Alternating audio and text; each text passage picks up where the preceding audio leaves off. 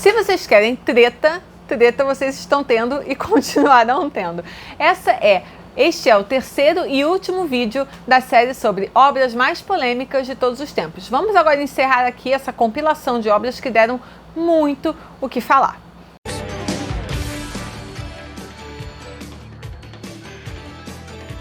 Olá pessoal, sou eu aqui de novo, Amanda Pontes, no Arte Pra Você, e esse é o terceiro e último vídeo de uma série sobre obras mais polêmicas de todos os tempos. A história da arte é lotada de polêmicas, tretas, confusões, provocações, obras censuradas, obras destruídas, o que você imaginar tem e aconteceu. Eu fiz um compilado de algumas obras bastante polêmicas nos mais diversos períodos da história, selecionei aqui e já tivemos 2 vídeos anteriores sobre esse tema, esse é o terceiro e último.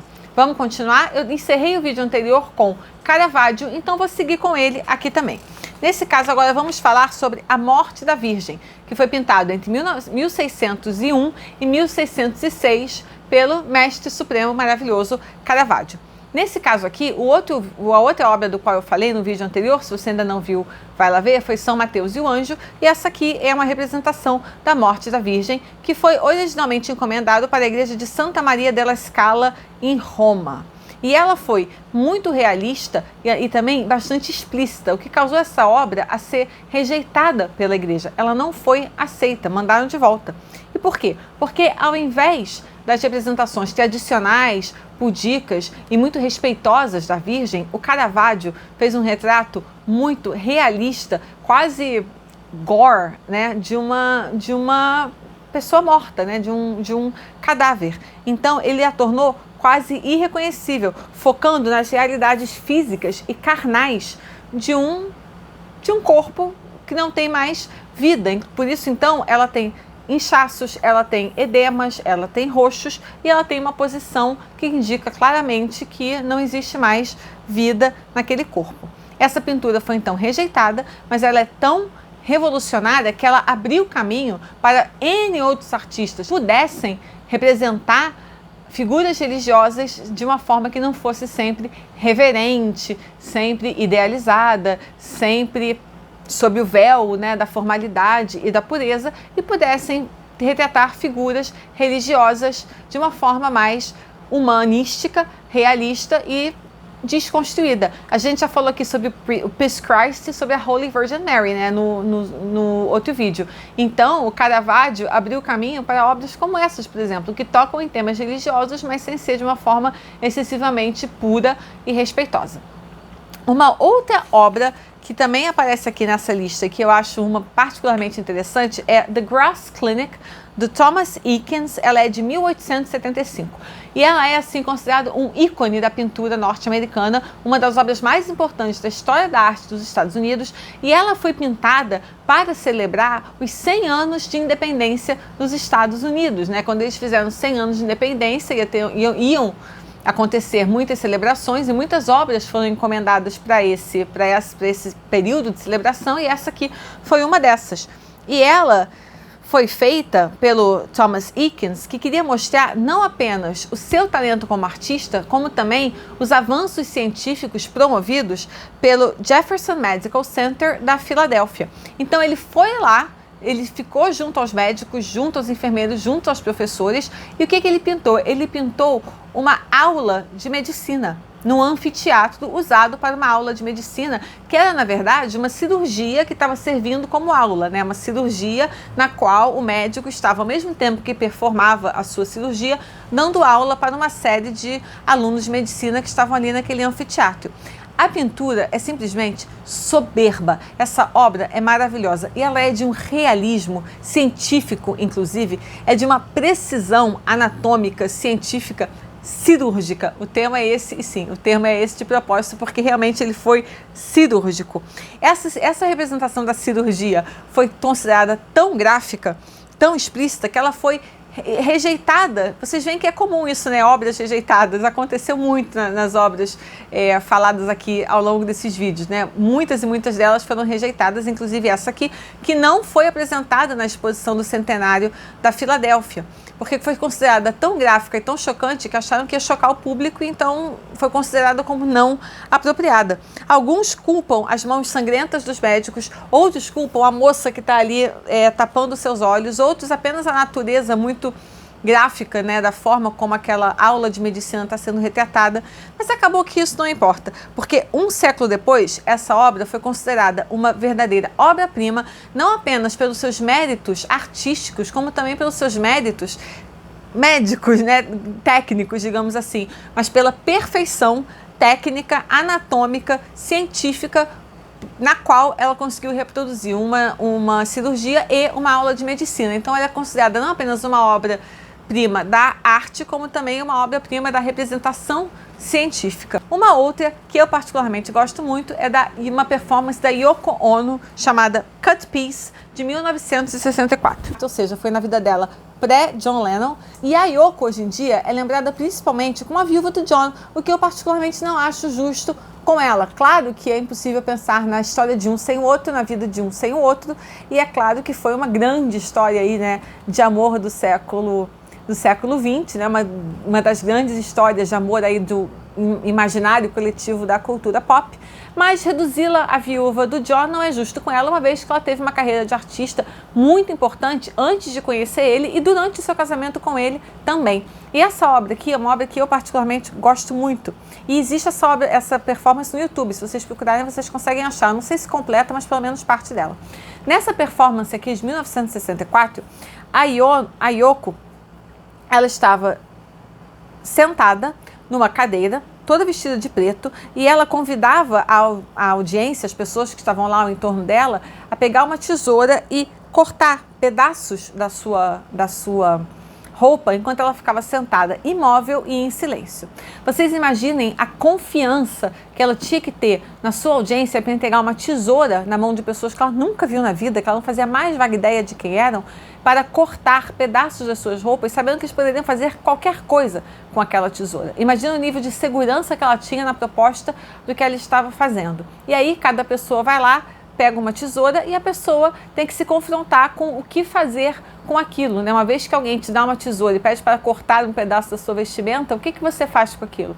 É muito bonito, é muito delicado a forma como aquilo vai se desenrolando à medida que diferentes pessoas têm a tesoura na mão. Eu acho um trabalho muito bonito da Yoko. Ela tem outras coisas das quais eu gosto bastante. Se vocês tiverem a possibilidade de assistir, assistam pedaços. E a Marina Abramovic, outra artista conceitual muito famosa, né? Uma artista muito laureada hoje em dia, muito conhecida, uma celebridade do mundo das artes, fez posteriormente uma versão de algo parecido com essa performance aqui da Yoko Ono, né? Como saber o que vai acontecer a partir do momento que você se coloca numa posição de muita vulnerabilidade. E é claro que, evidentemente, causou muita polêmica. Esse não foi o único trabalho polêmico da vida da Yoko, e essa performance aqui, particularmente, é uma que eu gosto bastante. Uma outra obra é The Physical Impossibility of Death in the Mind of Someone Living, de 1991, do famosíssimo, outra celebridade, outra pessoa incrivelmente conhecida atualmente, o Damien Hirst. E essa aqui talvez seja a sua obra mais famosa, não sei se é mas é uma das. E essa peça contém um tubarão-tigre de verdade, enorme, gigantesco, conservado em formol.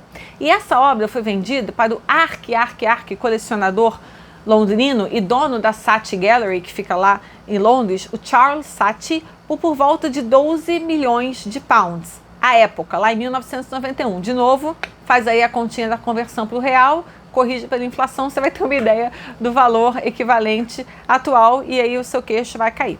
Originalmente, esse tubarão foi capturado na costa da Austrália e só o tubarão em si mesmo custou 6 mil pounds e ele já foi substituído algumas vezes devido à decomposição, o que criou uma série de controvérsias, não apenas ao direito que o Hirst tinha sobre o corpo, né, daquele tubarão, como também em relação à originalidade da obra. Afinal, aquele primeiro tubarão já foi substituído porque ele não, por mais que ele esteja conservado em formol, ele não resiste por tantos e tantos anos e, eventualmente, aquele tubarão tem que ser trocado por outro tubarão, além do que você está caçando tubarões, tirando do seu habitat natural para colocar ali numa peça de arte. Então você tem aqui questionamentos sobre a originalidade da obra e também questionamentos sobre o abuso animal ou o abuso do meio ambiente.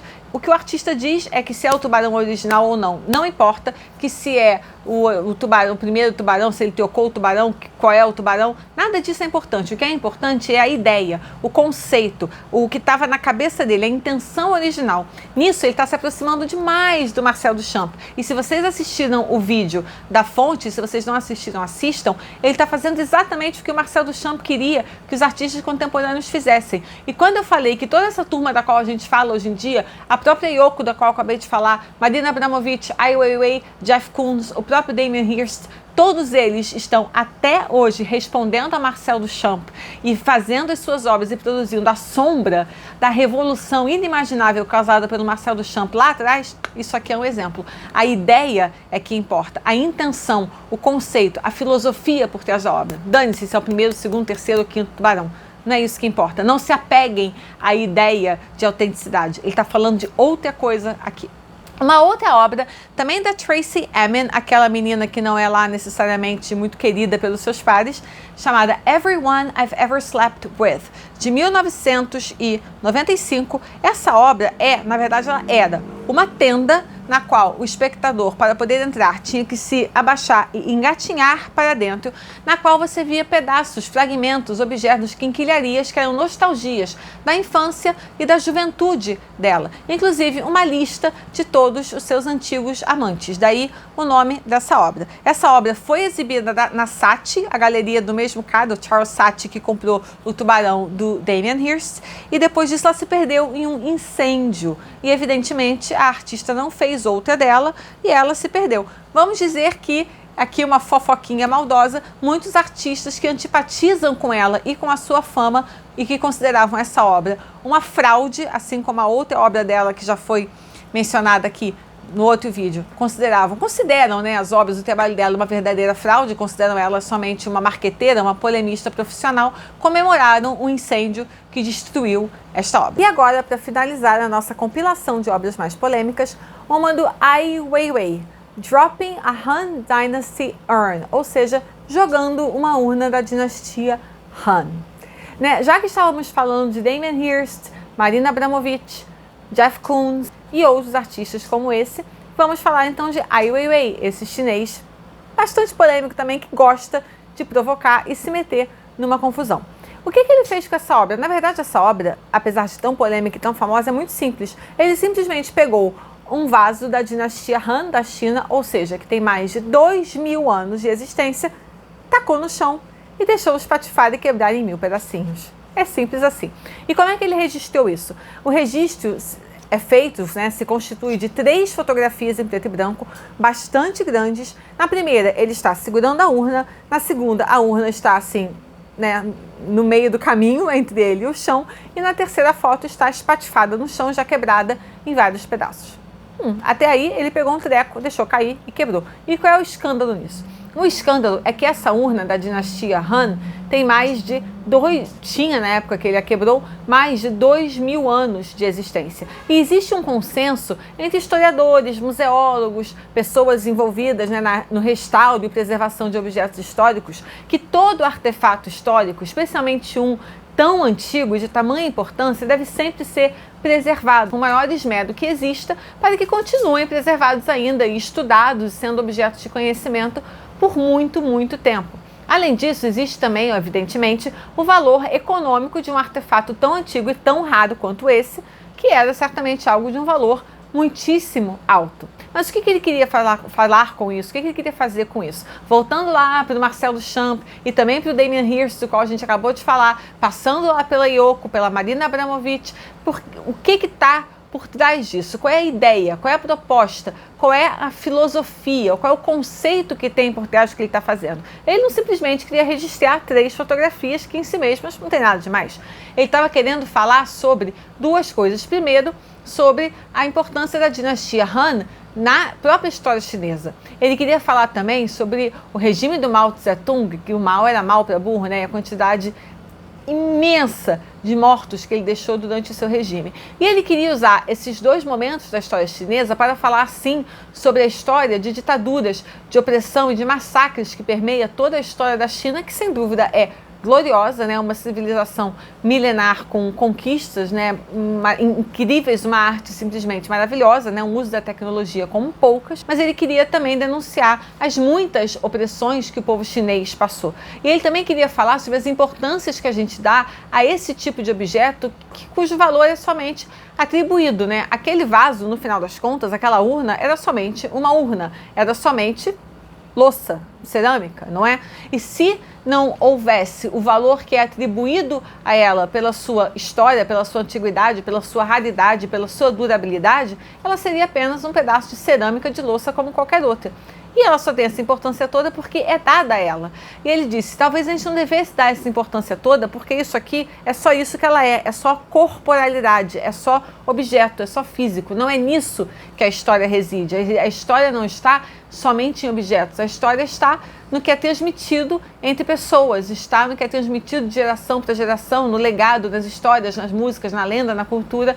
No final das contas, a história existe nas ideias, existe viva dentro das pessoas e não num artefato qualquer. E além disso, ele sabia que ele estava fazendo, né, uma constatação, né, fazendo um manifesto político ao dizer que ele estava com isso denunciando, né, todas as rupturas, né, tudo que foi quebrado do povo chinês através de tantos governos opressores ao longo de toda, né, antiquíssima e magnífica história da China. Então ele estava fazendo política, ele estava fazendo denúncia, ele estava fazendo filosofia, ele estava questionando a importância de artefatos históricos descontextualizados. Voltando lá para o meu outro vídeo, né, me aproveitando de Pantera Negra e falando da descontextualização de artefatos e objetos artísticos e históricos. Se você não viu esse vídeo, clica para ver. E também fazendo uma performance no qual ele estava pegando algo que é tão importante para tanta gente, dando tanto valor e simplesmente quebrando no chão.